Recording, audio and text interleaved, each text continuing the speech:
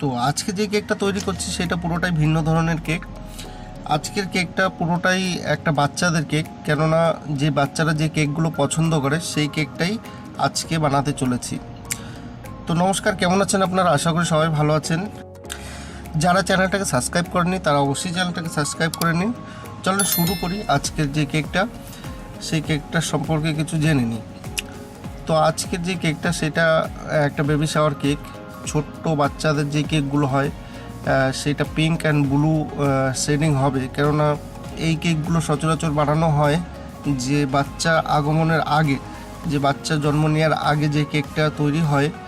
অনেকেই কেক কাটে যে আমার কি বেবি হবে, ছেলে হবে না মেয়ে হবে, সেই ধরনের কেক বানানো হয়। তাহলে ছেলে হলে ছেলেরা ব্লু কালার পছন্দ করে, আর মেয়ে হলে মেয়েরা পিঙ্ক কালার পছন্দ করে। তো আগের থেকে যেটা জানা থাকে না যে কি হবে, তার জন্য দুটো কালারই একসঙ্গে কেক বানানো হয়। তো আমি কেকটা বানানোর আগে কিছু ফন্ডেন্টের কাজ তৈরি করে নেব, যেটা হচ্ছে গিয়ে দুটো একটা বেবি গাড়ি থাকবে আর দুটো জুতো থাকবে।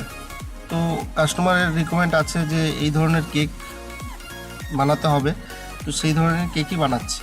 তো জুতোটা দেখুন আমার সব কিছু রেডি করে নিয়েছি, করে নেওয়ার পরে আমি জুতোটা বানাচ্ছি। আর এই ধরনের কেকগুলো কাস্টমার খুবই পছন্দ করে, তারাই ফটো নিয়ে আসে, আর আমরা সেই ফটো দেখেই কেকটা বানাতে চেষ্টা করি যে সেই রকমই কেক দেব।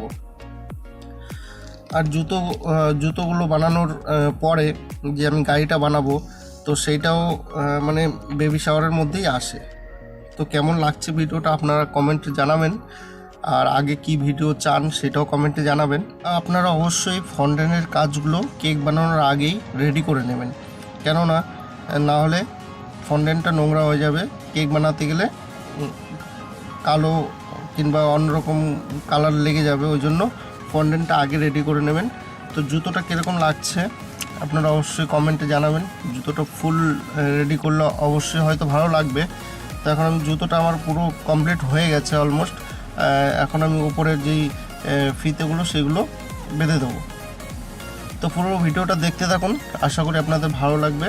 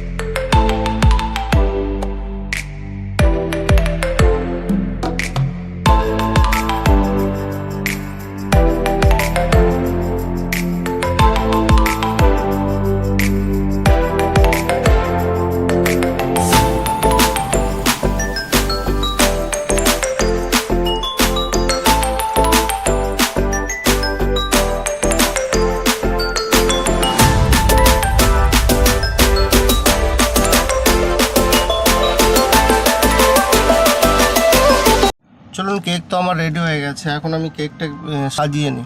যেই জিনিসগুলো বানিয়েছিলাম সেই জিনিসগুলো দিয়ে কেকটা সাজাতে হবে। কেক সাজানোর উপরেই কিন্তু কেকটা দেখতে ভালো লাগে। তো কেকটা সাজানোর পরে আমি যেই গাড়িটা বানিয়েছিলাম সেই গাড়িটা আগে রেখেছি, আর দুটো শুজ দুটো সাইডে রাখবো, কেননা pink and blue colour combination করতেই হবে।